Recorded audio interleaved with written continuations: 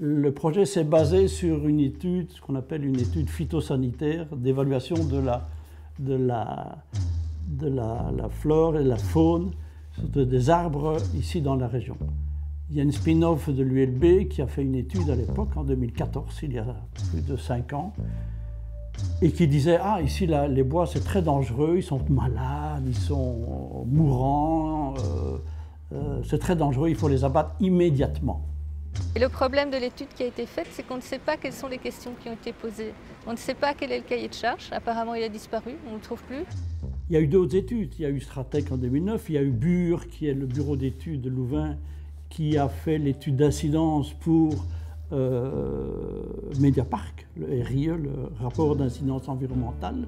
Notre rôle dans cette réflexion, c'était d'un peu challenger l'équipe de François Leclerc et de pouvoir aussi tester via des scénarios, de pouvoir remettre en question et d'essayer surtout de prendre en compte, selon toutes les thématiques qui forment un RIE, de voir comment est-ce que les choses étaient prises en compte et comment est-ce qu'on pouvait les mettre en relation à travers une réflexion sur des scénarios et le principe du RIE.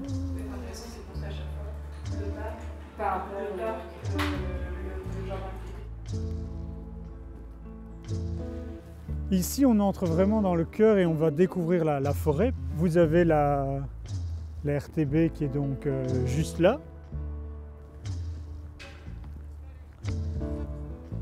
À l'intérieur de ce domaine, il y a la crèche pour les enfants de la RTBF.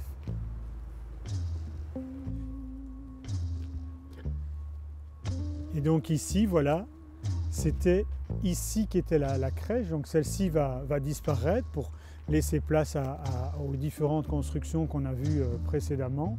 Et la crèche, elle va venir juste à côté de l'ancien bâtiment de la RTB, mais ça on va aller voir juste après. Et on voit donc que tout ce terrain est totalement arboré ici, comme de l'autre côté également.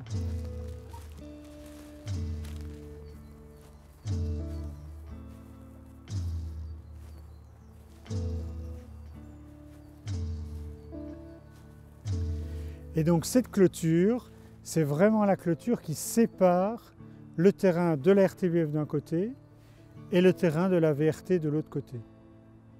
Bon, ça, dans le prochain projet, ça disparaîtra bien évidemment, mais pour l'instant, c'est vraiment la séparation entre les deux parties du terrain, quasi du pays, côté francophone, côté néerlandophone.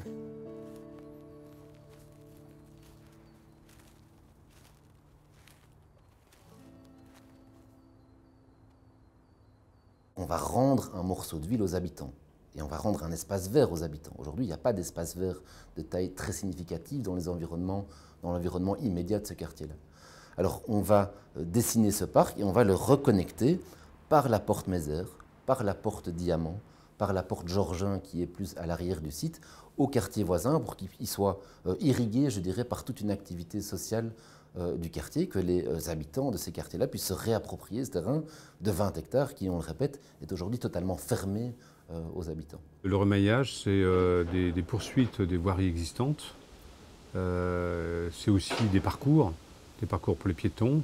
On a aussi étudié beaucoup la mobilité en fonction des bus pour que tout ça soit extrêmement actif vis-à-vis du transport.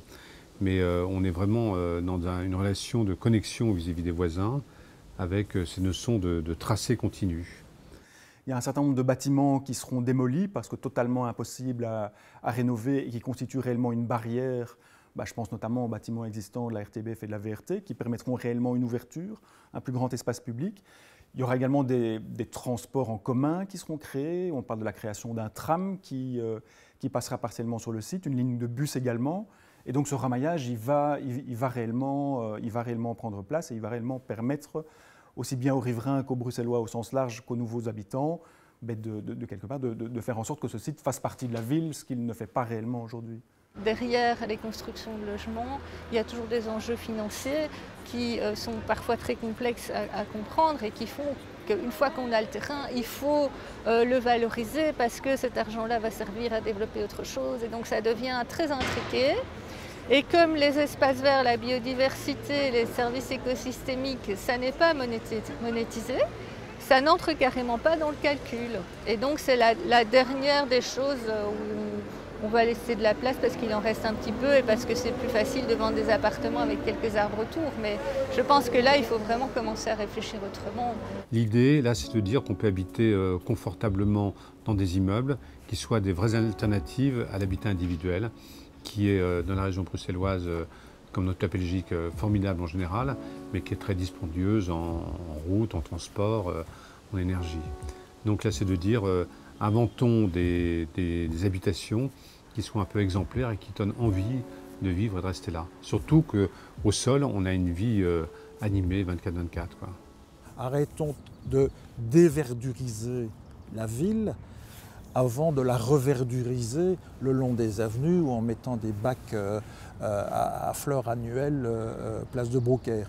Donc ici, il y a une inversion des priorités étonnante. On va couper des hectares de forêt, 15 000 ligneux, au pire moment du réchauffement climatique. Ce qui est potentiellement très intéressant et très beau dans ce parc, c'est sa potentialité de rencontre.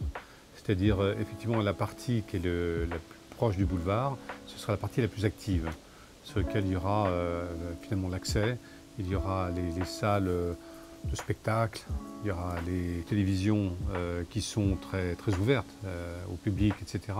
Et donc là, il y a une sorte de parvis, donc un lieu très actif, je le répète, 7 jours sur 7, 24 heures sur 24. Et puis, à part ça, après, le parc subit une transformation plutôt par la conservation de ce qui existe actuellement, c'est-à-dire ces arbres un peu denses avec ce monde qui existe là, et de dire que ça correspond effectivement à une option plus domestique par rapport à tous les quartiers qui sont autour. Et c'est ça qui est très beau dans ce parc qui a une forme un peu linéaire comme ça, c'est-à-dire qu'il rassemble, mais avec une partition de différentes fonctions. Mais l'idée que je trouve très belle, c'est qu'à la fin, c'est pas chacun chez soi. C'est pas les gens de la télé chez eux, les habitants chez eux, avec leur petit square, etc. C'est que tout le monde peut profiter de ce parc selon l'heure, l'usage, l'âge, etc. Que ce soit les enfants ou les personnes âgées.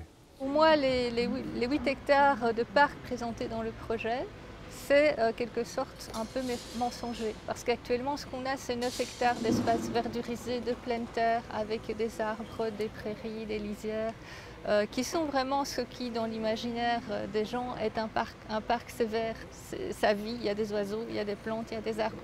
Et en fait, quand on creuse un peu et qu'on va voir ce que sont ces 8 hectares de parc du PAD Mediapark, c'est beaucoup d'espaces complètement minéralisés.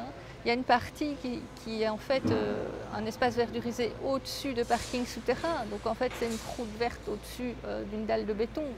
Je veux dire, c'est mieux que rien, mais ce n'est pas ce qu'on imagine quand on pense à un parc. Il y a toute la grande esplanade centrale qui est complètement minéralisée. En fait, la seule chose qui correspond vraiment à ce que l'imaginaire des gens correspond à un parc, c'est le bois georgien, le petit bout qui va en rester. Mais je n'ai pas calculé précisément, mais je pense que ça fait de l'ordre de 2 hectares sur 8. Il y a effectivement un équilibre délicat à trouver par rapport à différents besoins de la ville, que ce soit des besoins en termes de biodiversité, en termes de délassement, en termes de logement, en termes économiques, et que toute la dynamique qui est en cours, je pense, est un bon équilibre. Après, effectivement, la question qu'il va falloir venir préciser, c'est de se dire à quoi vont correspondre ces 8 hectares d'espace vert.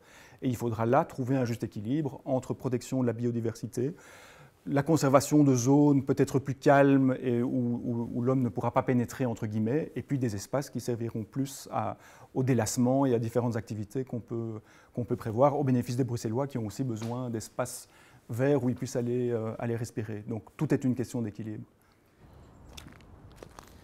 Bon, je ne sais pas si on a encore accès, parce que bon, les travaux vont bon train ici pour le chantier de la RTBF.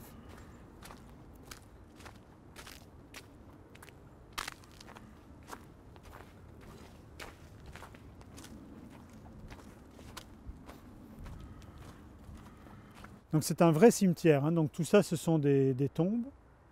Et donc on est vraiment à la délimitation du terrain de la RTBF, le chantier se construit juste là-bas.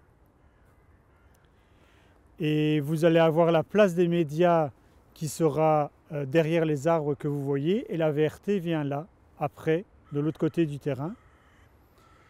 Et donc, il va falloir trouver un moyen d'intégrer ceci qui va rester en l'état. Alors peut-être qu'une œuvre d'art viendra animer cet endroit. Ça, c'est pas encore décidé, mais il cherche à habiller cet espace de mémoire.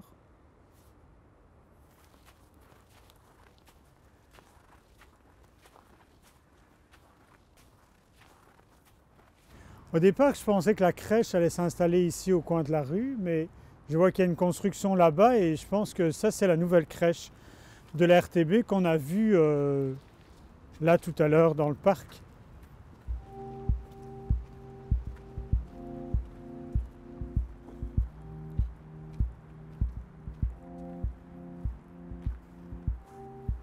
Quand vous êtes sur le terrain de la RTB, vous voyez vraiment le bâtiment, la construction qui surplombe la route qui est juste là.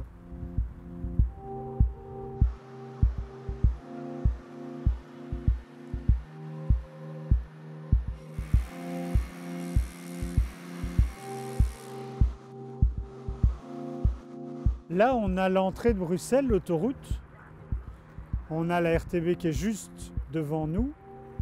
Et en fait, sur ce grand terrain vague, va venir s'installer le bâtiment FREMM. Donc, où va venir BX1, l'IEX, etc. Alors, on ne sait pas très bien si elle va venir s'installer ici à la place de la rue, si on va détourner la rue. Mais en tout cas, je pense que le bâtiment vient ici et puis il y aura une esplanade de l'autre côté avec une rue qui revient là.